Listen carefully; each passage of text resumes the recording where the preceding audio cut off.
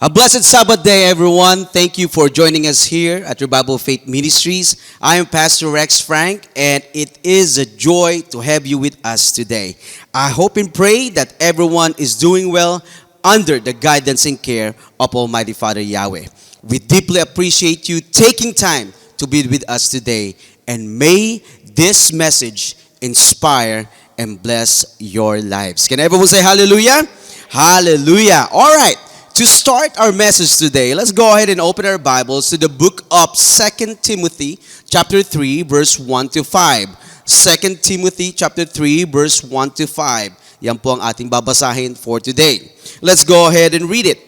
Remember this, there are some terrible times coming in the last days. People will love only themselves and money. They will be proud and boast about themselves. They will abuse others with insults. They will not obey their parents or be thankful or be the kind of people Yahweh wants. They will not love others. They will refuse to forgive. They will gossip and say bad things about others. They will be rude and cruel and hate what is good. People will turn against their friends. They will do foolish things without thinking and will be so proud of themselves. Instead of loving Yahweh, they will love pleasure.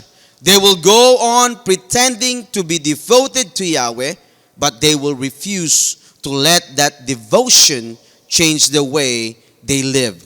Stay away from these people. Friends, join me as we humble ourselves and pray to Almighty Father Yahweh as we receive His word today. Let us go ahead and pray. Heavenly Father Yahweh, we come before you with thankful hearts, grateful for the gift of this day and the opportunity to gather in your presence. Father Yahweh, thank you for allowing us to worship you and hear your word together. Please open our hearts, please open our minds to fully receive your message. Let your Holy Spirit lead us, Father. Teach us and give us the wisdom we need to apply your truth in our daily lives. Bless the words we will hear today, Father. Help us not only to understand them, but to live them out with faith and obedience. Thank you for your constant love, for all the blessings that you continue to pour into our lives. Father Yahweh, we give you all the glory, honor, and praise, and we pray this in the name of your Son, our Savior, Yahshua Messiah. Hallelujah. Can everyone say hallelujah? Hallelujah. All right, friends, our message today is entitled Standing Firm in the Last Days. Standing Firm in the Last Days. Friends, over the past few weeks, we've been learning and talking about the book of Revelation. Friends, the book of Revelation isn't just about what's coming. It's Abba Yahweh's warning. It is Abba Yahweh's guidance and His urgent call for us to wake up and get right with Him.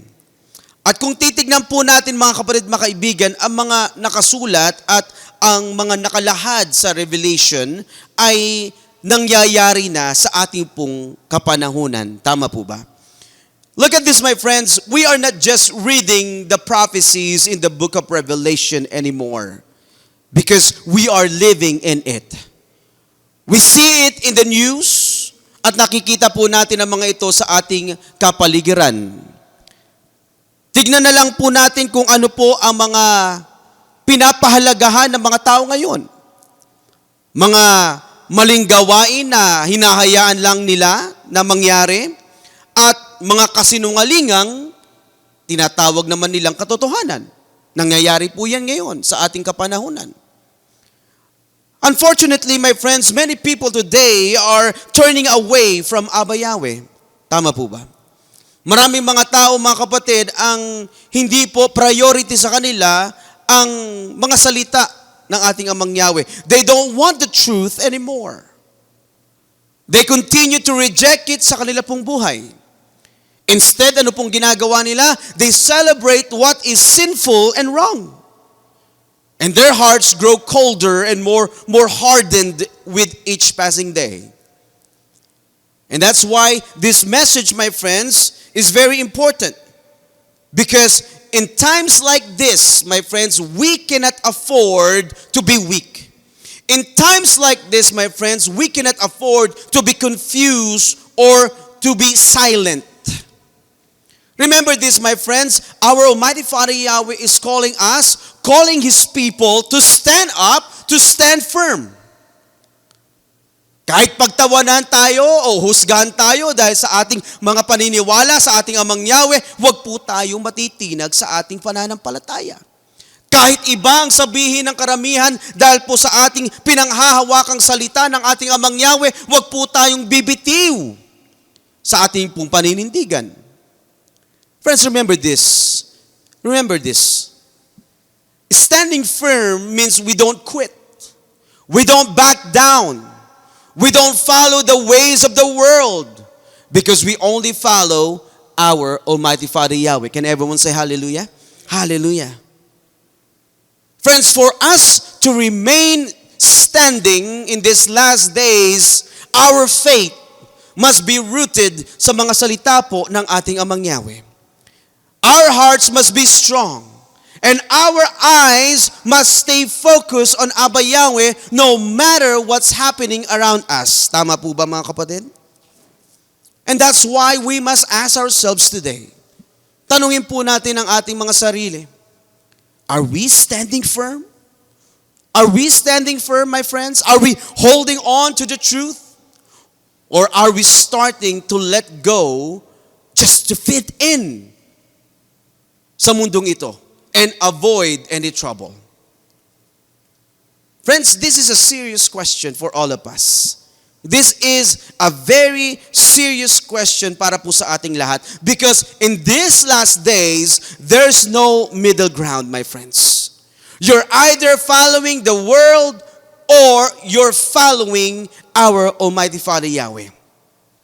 Ano po ang sabi mga kapatid doon sa 1 John chapter 2 verse 15, sabi ganyan, don't love this evil world or the things in it. If you love the world, you do not have the love of the Father in you. Kaya doon sa ating opening Bible passage na ating binasa, the Apostle Paul gave Timothy a clear warning about what the world would look like in the end times. Isinulat po ni Apostle Paul ang mga warnings na ito upang maihanda po natin, mga kapatid, ang ating mga sarili at mailayo natin ang ating mga sarili sa mga ganitong gawain. Friends, just take a look around us. The world has lost its direction. Tama po ba? Yung mga dinescribe ni Apostle Paul kay Timothy ay nakikita natin ito sa ating kapanahunan ngayon.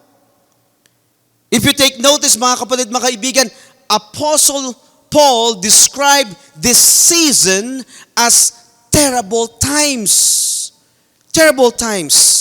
Sabi niya, remember this, some terrible times are coming in the last days. Yan ang sabi po ni Apostle Paul. Alam niyo mga kapatid, the Greek word used for terrible times is kalepus. Strong's 54:67, na ibig sabihin po mga kapatid, it implies seasons of great stress, difficult, hard, fierce, grievous. These times are not just bad times, mga kapatid. They are demonically difficult, spiritually exhausting, and emotionally draining. Ganyan po ang mangyayari. Alam niyo mga kapatid, ang mundong ginagalawan natin ngayon ay parang o talagang sinasadyang hilahin tayo papalayo sa katotohanan. Tama po ba? Ang sinasabi ng mundo mga kapatid, para hindi ka mahirapan, makisabay ka na lang sa mga nangyayari ngayon. Para hindi ka mahirapan, makibagay ka na lang. Ang sinasabi ng mundo, huwag kang masyadong seryoso sa pananampalataya mo. Yan ang inuudyok ng mundo, mga kapatid. Pero ang tanong mga kapatid, makakaya mo bang ikompromiso ang pananampalataya mo para lang mapadali ang buhay? Ano po ang instruction na dapat natin gawin para hindi tayo mahatak ng mundo? Ano pong pinapagawa sa atin? Let's go ahead and read 1 Corinthians chapter 16, verse 13. Ganito po ang pagkakasabi, Be careful, hold firmly to your faith, have courage, and be strong. Can everyone say hallelujah? Be strong. Mga kapatid, malinaw po ang utos. Sabi ganyan, be careful. Hold firmly to your faith. Hold firmly to your faith. Ibig sabihin mga kapatid, maging alerto tayo sa mga nangyayari sa ating kapaligiran. Maging alerto po tayo mga kapatid sa mga nangyayari sa ating pong mundo ngayon. Dahil baka hindi natin namamalayan, unti-unti na pala tayong nadadala ng agos ng mundo. Tama po ba? Ano po ang sabi sa verse? Have courage and be strong. Hindi po ito panahon, mga kapatid, hindi ito panahon ng pagiging mahina. Hindi ito panahon, mga kapatid, upang maging pabaya tayo sa ating buhay spiritual. Tama po ba? Dahil ang panahong ito, mga kapatid, sa nangyayari sa mundong ito, ang panahong ito kailangan natin na maging matatag tayo sa ating paninindigan, maging matatag tayo sa ating pananampalataya. Subalit ang nakakalungkot mga kapatid, maraming mga tao ngayon na nakikita natin nagiging pabaya sa kanilang buhay spiritual. Kaya ano nangyayari sa kanila? Madali sila bumitaw sa ating pong Amang Yahweh. Nagiging pabaya sa kanilang buhay spiritual. Ano nangyayari sa kanila mga kapatid? Madali silang madala ng mga gawin ng mundo. Friends, tandaan po natin ito mga kapatid. Standing firm means standing even when you are standing alone. Tandaan po natin yan. Kahit na kaliwat kanan ang mga temptation sa mundong ito, kahit kaliwat kanan na ang mga trials, ang mga problema na ating pong nararanasan, kaya nating manindigan sa katotohanan. Tama po ba? At kung babalikan natin ang sinabi ni Apostle Paul, ang terrible times ay hindi basta ordinaryong pagsubok lamang ito, mga kapatid, ha? Dahil ito'y panahon kung saan ang kasamaan at kasinungalingan ang sinusunod po ng karamihan. Nakikita na po ba natin yan ngayon sa ating kapanahunan? Tayo po ba ay nasa terrible times na? Yes, masasabi po natin yan. Dahil po yung kasamaan at kasinungalingan, mga kapatid, yan ngayon ang sinusunod ng mga tao, ng maraming po mga tao. Kaya kung hindi po tayo mag-stand firm sa ating pananampalataya, mga kapatid, mga kaibigan, madali tayong madala sa sistema ng mundong ito. Tandaan po natin yan. Yes, the world is growing darker. We know that. Alam po natin mga kapatid, mga kaibigan, na ang mundong ito ay pasama na ng pasama. But you know what? Abba Yahweh remains our light. Can everyone say hallelujah? Abba Yahweh is our light. Kahit na yung pressure sa mundong itong mga kapatid ay pabigat na pabigat, Abba Yahweh is still in control. His power is stronger. And if we stay faithful, mga kapatid, mga kaibigan, Abba Yahweh will give us the strength to endure until the end. Can everyone say hallelujah? Hallelujah. Friends, let me tell you a story about someone in the Bible who stayed strong and did the right thing, even when it was very, very dangerous. And his name was Obadiah. Obadiah. Hindi po ito si Prophet Obadiah who wrote a book in the Bible, ha? Ibang tao po ito, mga kapatid. Ang Obadiah po na pag-uusapan po natin ay mababasa natin sa 1 Kings chapter 18. Si Obadiah po, mga kapatid, he was a high-ranking official in King Ahab's palace, mga kapatid. Specifically, siya po ay administrator o tinatawag na palace administrator or tinatawag na governor of the house. Okay? Despite serving under the wicked King Ahab and Queen Jezebel, Obadiah was devoted servant of our Almighty Father Yahweh. Dahil mga kapatid, nung kapanahonang noon, mga kapatid, na iyon, marami po ang tumatalikod sa ating pong Amang Yahweh. Subalit mga kapatid, itong si Obadiah, he chose to stay faithful sa ating pong Amang Yahweh. Ganito po ang sabi, 1 Kings chapter 18, verse 1 to 3. Basahin po natin yan. When there had been no rain for 3 years, Yahweh told Elijah, "Go and meet King Ahab. After that, I will send rain to make the ground wet again." So Elijah went to meet Ahab. At that time, the famine in Samaria was very bad. King Ahab told his officer Obadiah to come and meet him. Look at this. Obadiah had authority over the king's palace. Look at this. Obadiah obeyed Yahweh very faithfully. Ano po ang sabi, mga kapatid? Si Obadiah ay sumunod sa ating Amang Yahweh at siya'y tapat, faithful, na lingkod po ng ating Amang Yahweh. Alam niyo, mga kapatid, nung panahon ni na King Ahab at Queen Jezebel, ito pong si Queen Jezebel, mga kapatid, pinagpapapatay niya yung mga propeta po ni Amang Yahweh. Kaya po itong si Obadiah, ang ginawa niya ay palihim niyang tinulungan, palihim niyang itinago ang mga propeta, yung ibang mga propeta ng ating Amang Yahweh. Look at this, kahit pwede siyang mapahamak o mapatay dahil po doon sa kanyang ginagawa. Dahil doon po sa help niya doon sa mga propeta ng ating Amang Yahweh dahil itinago niya ito para hindi makita ni Queen Jezebel. Ganito po ang sabi sa 1 Kings. Okay? 1 Kings chapter 18 verse 4. At one time, Ahab's wife Jezebel was killing many of Yahweh's prophets. Nakita niyo, mga kapatid?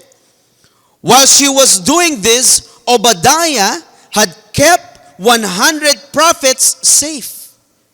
Itinago ni Obadiah, mga kapatid, itong 100 na mga propeta para hindi makita ni Queen Jezebel. He had hidden them into 2 caves with 50 prophets in each cave. He had also given them food and water.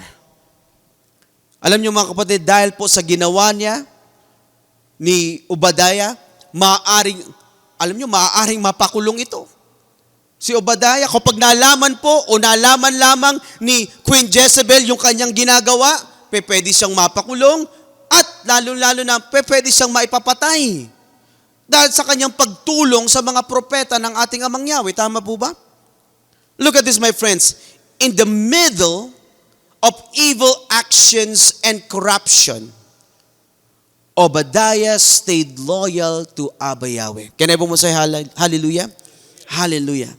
He stayed loyal. Obadiah stayed loyal to our Almighty Father Yahweh. Nalalaman niya, mga kapatid, na delikado ang kanyang ginawa. However, he chose to do the right thing. Obadiah chose to protect Abba Yahweh's people. Kahit na alam niyang mapanganib, kahit na alam niya, mga kapatid, mga kaibigan, maaari siyang mapatay o mamatay dahil sa kanyang pagtulong sa mga propeta ng ating Amang Yahweh. So let me ask everyone right now, mga kapatid, mga kaibigan. Let me ask everyone right now sa mga nanonood ngayon, what if What if your workplace or even your boss starts going against your faith? Ulitin ko mga kapatid, ha? What if your workplace or even your boss starts going against your faith? What if they force you to work on Sabbaths and feast days? What will you do? What will you do? Are you going to stand firm sa inyong pananampalataya at sasabihin mo na hindi ka pwedeng magtrabaho tuwing araw ng Sabado? Hindi ka pwedeng magtrabaho tuwing araw ng mga kapistahan ng ating Amang Yahweh? Yan po ba ang gagawin mo? Maninindigan ka ba sa iyong pananampalataya sa ating Amang Yahweh? Kahit na alam mo na sinabihan ka na ng iyong boss na maaari kang matanggal sa trabaho? Maaari ka ma-reprimand dahil sa iyong pagsunod sa ating Amang Yahweh? Yan ba ang gagawin mo, mga kapatid? Are you going to follow your boss? Or are you going to follow our Almighty Father Yahweh? Susundin mo po ba ang yung boss mo para hindi ka mapagalitan? Susunod ka na lang ba doon sa kanilang sasabihin at i-compromise mo ang iyong pananampalataya? O maninindigan ka sa iyong pananampalataya sa ating Amang Yahweh? Look at this, my friends. Obadiah did not compromise. Obadiah did not compromise because he stood firm. He stood firm sa kanyang pananampalataya. And this is a powerful example we should all learn, mga kapatid, mga kaibigan. Obadiah did not make a big speech. Obadiah did not fight with swords, but his actions saved lives. That was risky. That was risky, my friends.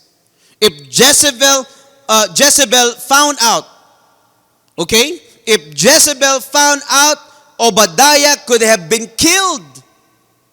But still, Obadiah obeyed Abba Yahweh quietly, faithfully, and bravely. Tama po ba? This is what true loyalty to Yahweh looks like. Not just words, but actions, mga kapatid. Obadiah risked his position. Obadiah risked his safety and even his life just to obey Abba Yahweh and protect his people. Look at this, my friends. Tingnan po natin. Obadiah could have stayed silent. Tama po ba? Pwede naman siyang walang gawin. He could have just minded his own business. Pwede niyang sabihin, mga kapatid, mga kaibigan, basta ako, okay ako. Basta ako, safe ako dito sa palasyo, bahala kayo. Kung pinaghahanap kayo ni Queen Jezebel, kung pinagpapapatay kayo ni Queen Jezebel, bahala kayo sa buhay niyo. Pero hindi niya ginawa yan, mga kapatid. Hindi yan ang ginawa ni Obadiah because Obadiah chose to stand for righteousness even when it was dangerous. Can everyone say hallelujah? Hallelujah. Listen, friends. Listen this. Listen to this. It's easy to say you have faith when everything is going well. Tama po ba? It is easy to say you have faith when everything is going well. But real faith, my friends, is revealed in the middle of trials. It is easy to say you believe Abba Yahweh when life is smooth. Walang problema. But can you still stay strong when your faith requires you to give something up or make a sacrifice? Friends, Obadiah showed us what true faith is. Hindi kailangan ng papuri o mapansin ng mga tao para lang sabihin mo na ikaw ay may pananampalataya. Obadiah just stayed faithful to Abba Yahweh quietly and sincerely. And that's the kind of faith Abba Yahweh is looking for. Tama po ba? Friends, maybe you are in a difficult situation right now. Probably you have difficult work environment. You have problems at home. Or friends who pull you away from your faith. However, ito po ang tandaan mo o tandaan nating lahat, kahit na nandiyan ka sa sitwasyong iyan na akala mo'y mahirap, kahit na nandiyan ka sa lugar na iyan, Abba Yahweh can still use you. Abba Yahweh can still use you, my friends, just like He used Obadiah right in the middle of danger. You don't need to be loud to be faithful. Abba Yahweh is looking for those who will simply do what is right, quietly, consistently, and courageously. That's what standing firm looks like. Friends, our Almighty Father Yahweh is looking for people like Obadiah today. Hallelujah.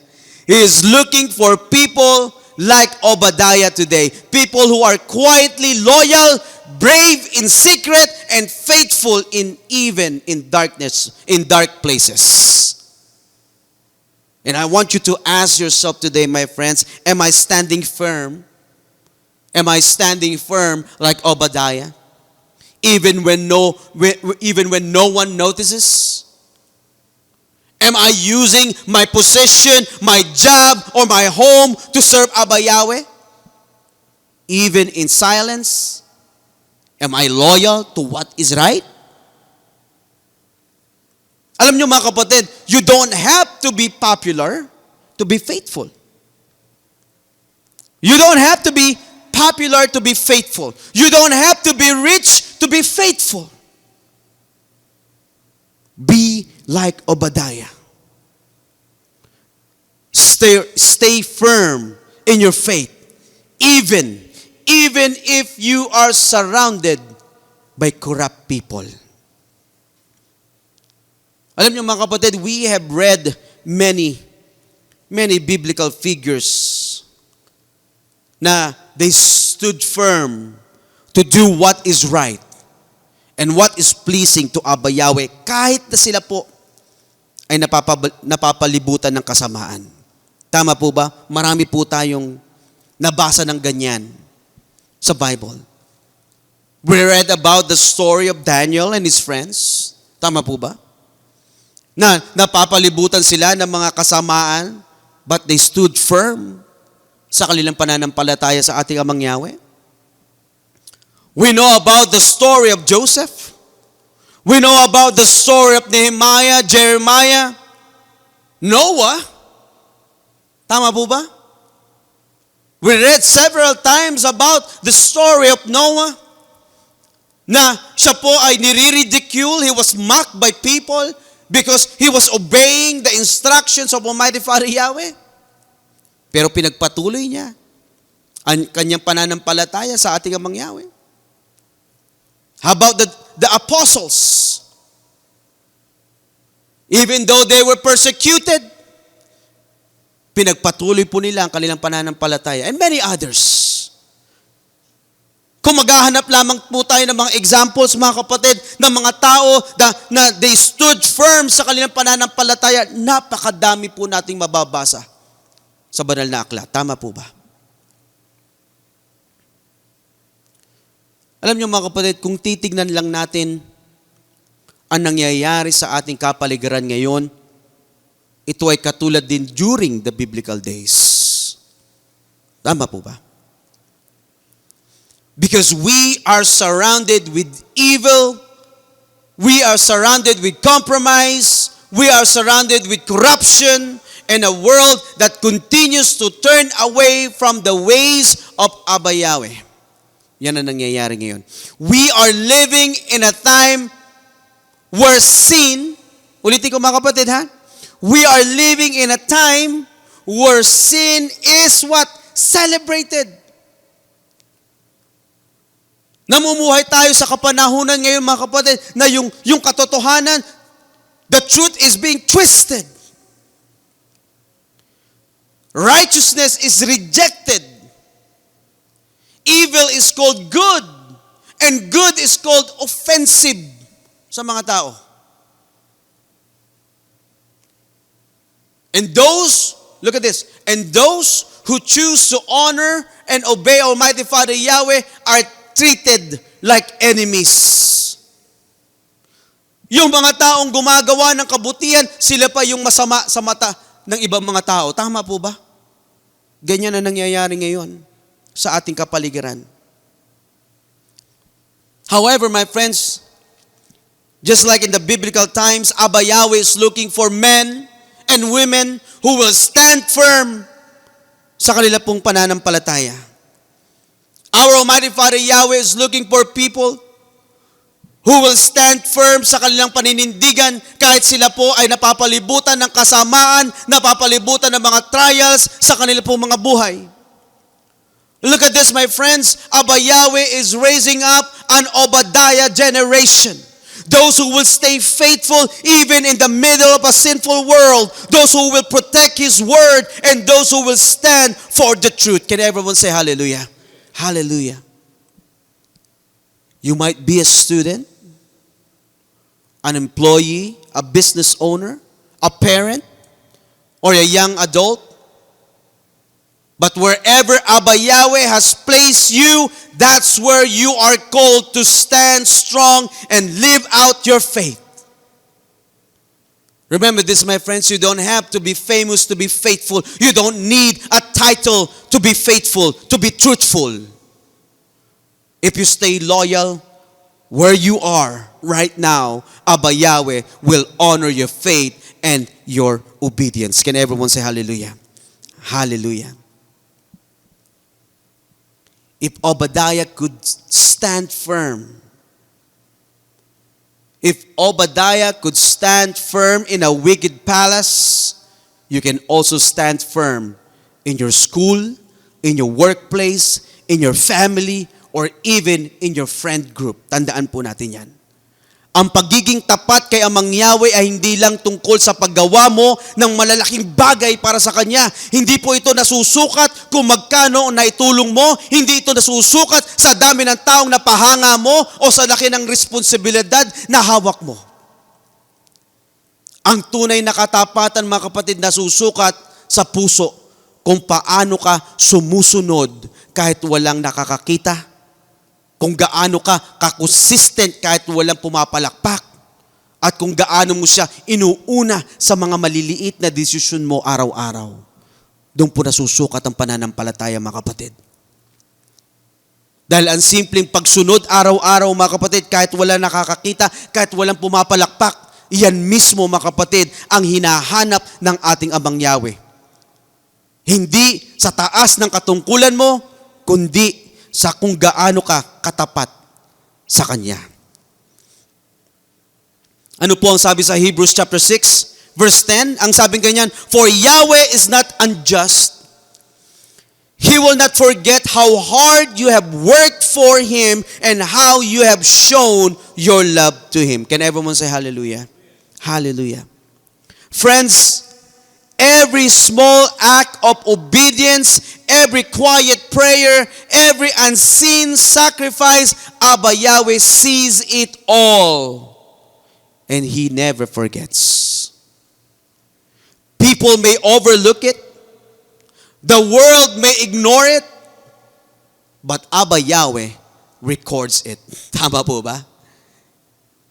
You may think, mga kapatid, mga kaibigan, wala naman nakaka-appreciate nitong mga mabubuti kong ginagawa. Wala namang nakakakita. Wala namang nag-a-appreciate sa mga ginagawa ko. But you know what? Abba Yahweh says, nakikita ko ang ginagawa mo, anak. I see you. I know you. And I'm pleased with your faithfulness. I'm pleased with your faithfulness.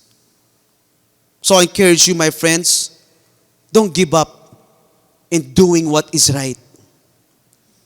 Even if it's hard, even if no one sees it, because Abba Yahweh is watching. Huwag kayong mapapagod sa paggawa ng kabutihan.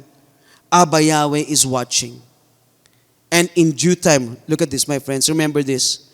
And in due time, Abba Yahweh will reward your faithfulness with His favor. Can everyone say hallelujah?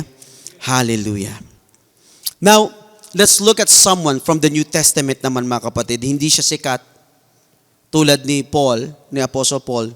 Itong pag-uusapan natin ngayon, mga kapatid, na susunod, he is not so popular na katulad ni Peter or John, but his life is a strong example of what it means to stand firm in faith. And his name is Epaphras.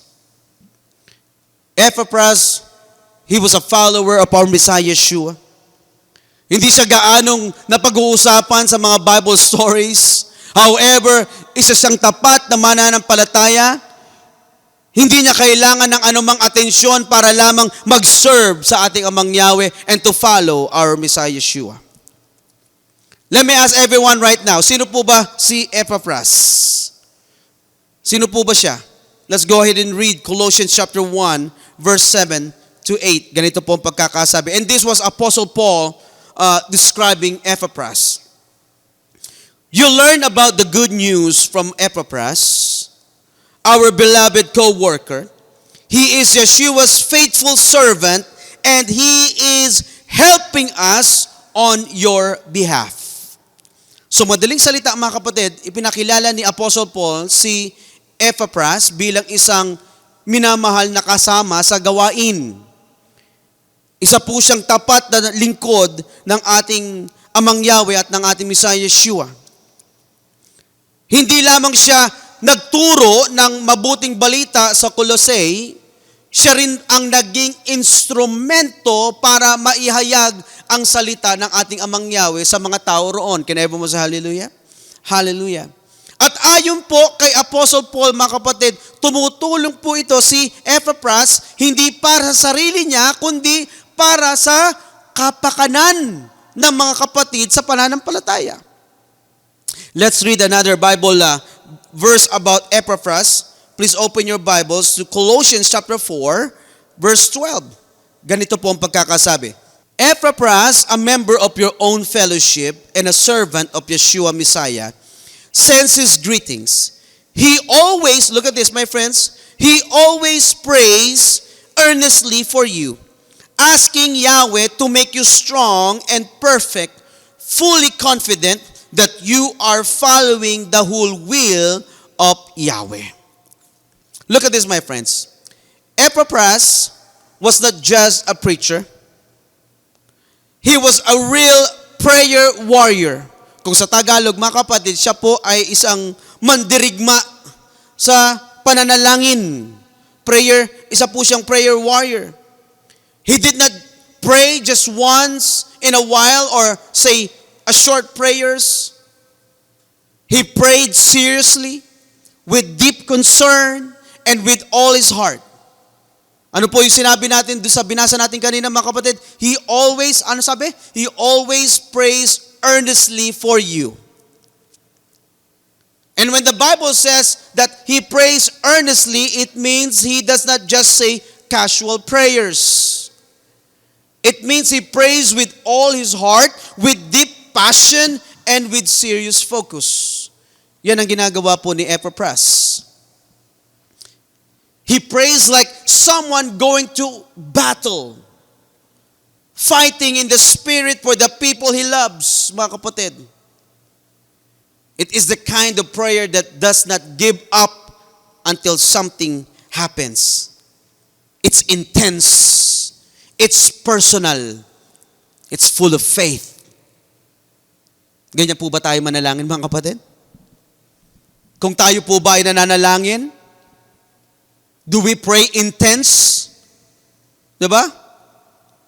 Yung pananalangin ba natin ay personal, talagang nakikipag-usap tayo sa ating Amang Yahweh?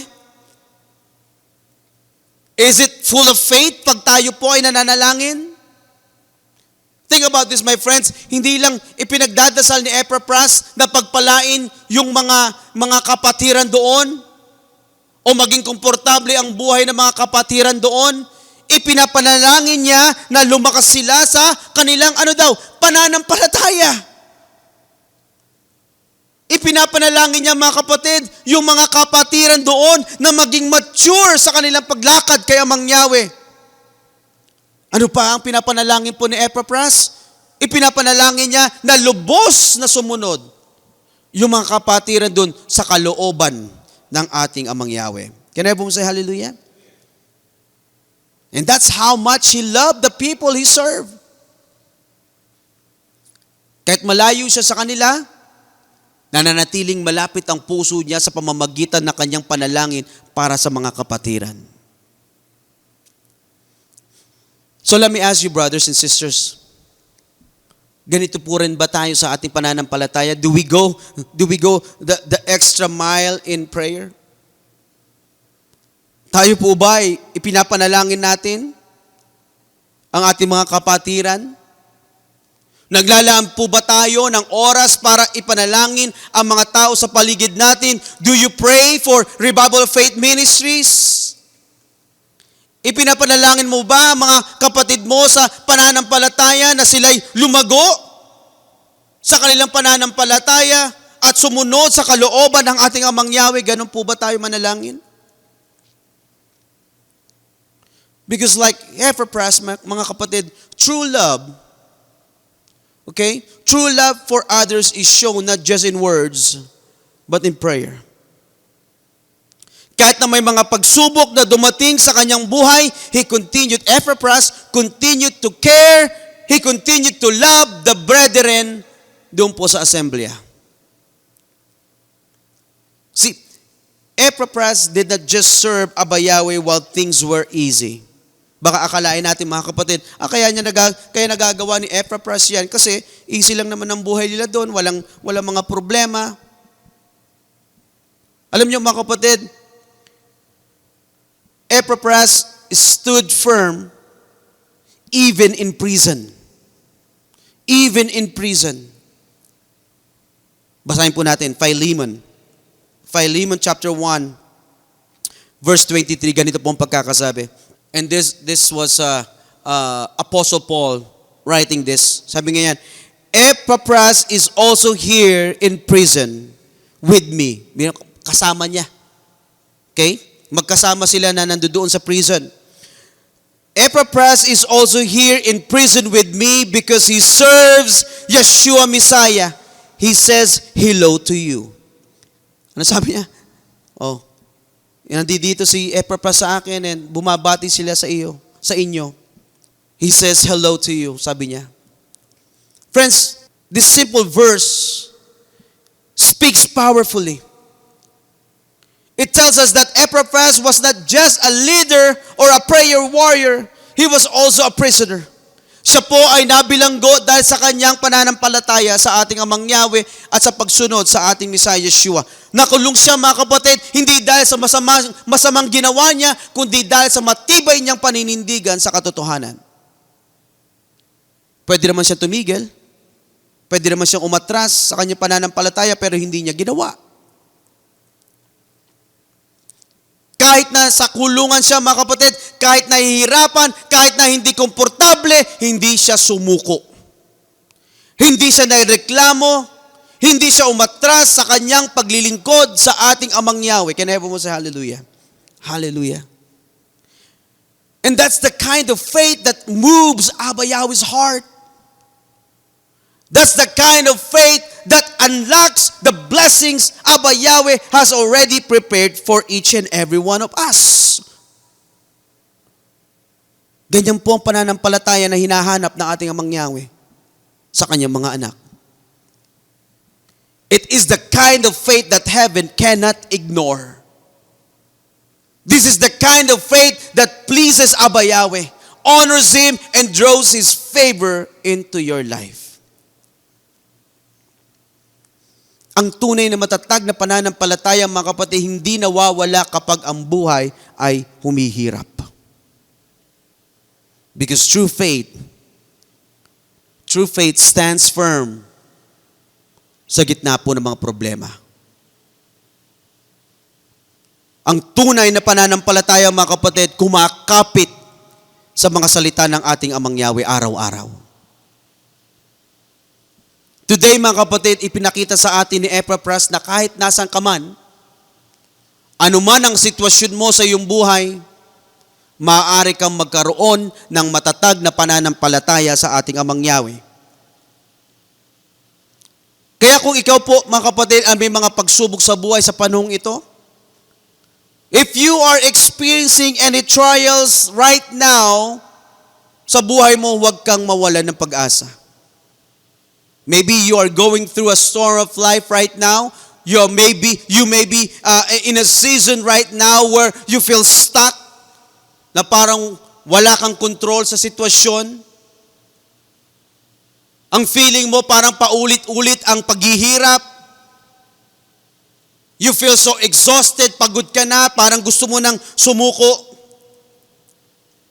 I encourage you today, don't lose hope. Don't lose hope. Alalahanin mo si Epaphras na ating pinag-usapan today. Look at this, kahit nakakulong siya, he was in prison, kahit mahirap ang kanyang kalagayan, hindi siya bumitaw sa kanyang pananampalataya sa ating Amang Yahweh. Hindi man siya popular, subalit siya ay tunay na tapat na lingkod ng ating Amang Yahweh. Tama po ba? Kahit na mahirap ang kanyang sitwasyon, nakita natin kung gaano katatag ang kanyang puso at ang kanyang pananampalataya sa ating Amang Yahweh. Remember this, my friends. If Epaphras could stand firm sa kanyang pananampalataya sa gitna ng problema, magagawa mo ding tumindig sa katotohanan, tumindig sa iyong pananampalataya sa gitna ng problema. I know it's not easy. Lalo na sa panahon natin ngayon. We all know temptations are everywhere. Pressures are real. And standing firm for Yahweh sometimes feels like standing alone. But that's why the Bible reminds us, don't walk this journey by yourself.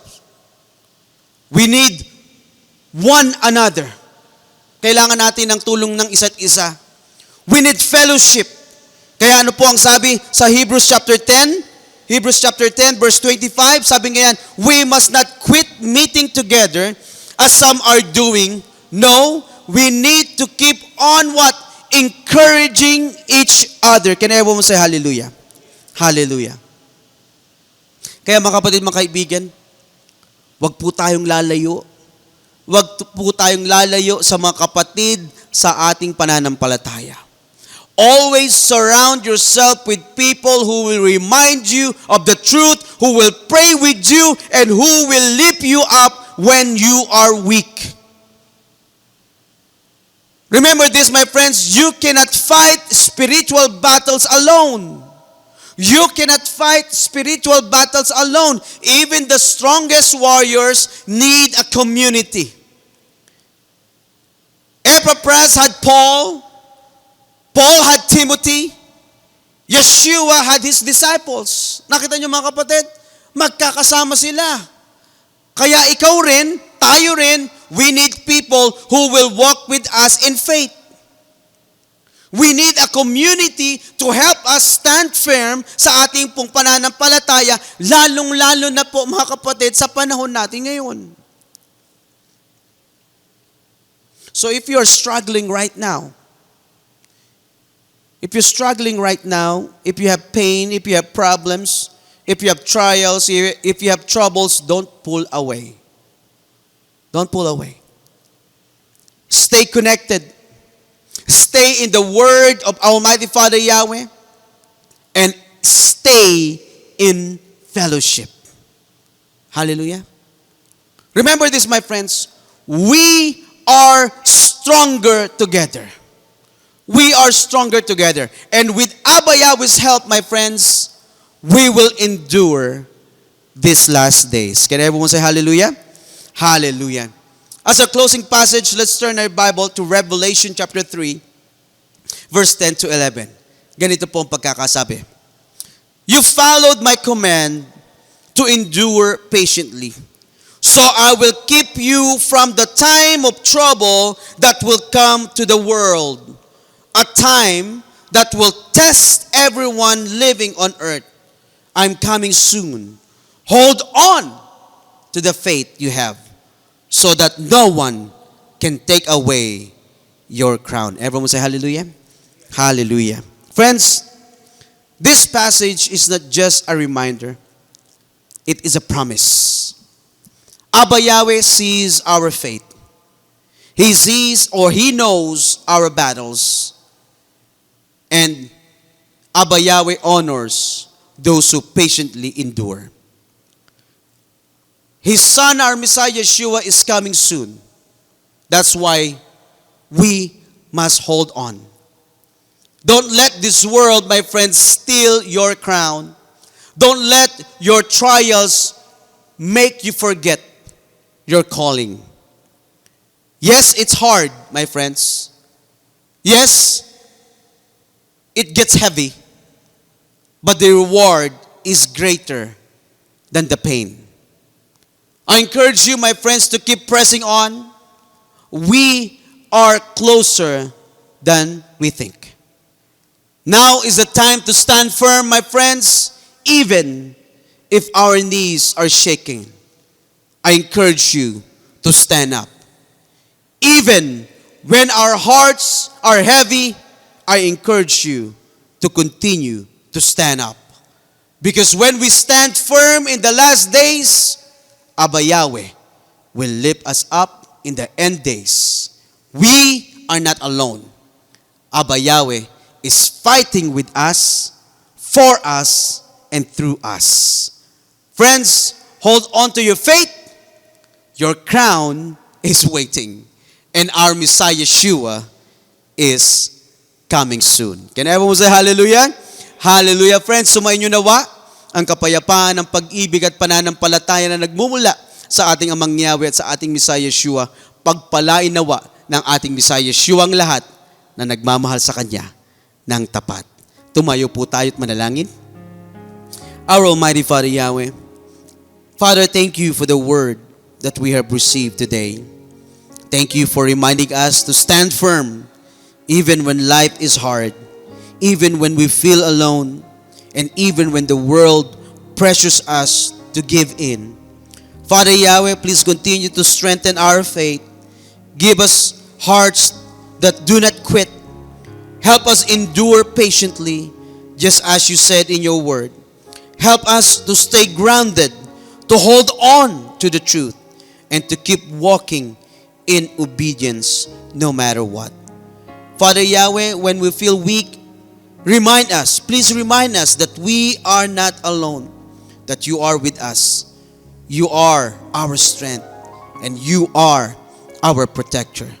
Abba Yahweh, we lift up every family, every brother and sisters in the faith, every young person, every parent, and every servant in your ministry.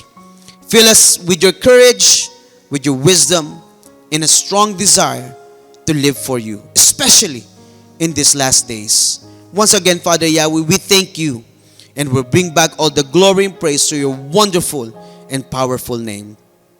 And we ask all of these things through your Son's name, our Savior, Yahshua Messiah. Hallelujah. Everyone say hallelujah. Let's go ahead and stand up and receive Abba Yahweh's blessings and raise your hands. Yavareka ka Yahweh v'yishmereka, Yair Yahweh panevileka v'kunika, Yesa Yahweh panevileka v'yesem leka shalom. May Yahweh bless you and keep you. May Yahweh make shine His face on you and be gracious to you. May Yahweh lift up His face unto you and give you peace. Happy Sabbath, everyone. Hallelujah.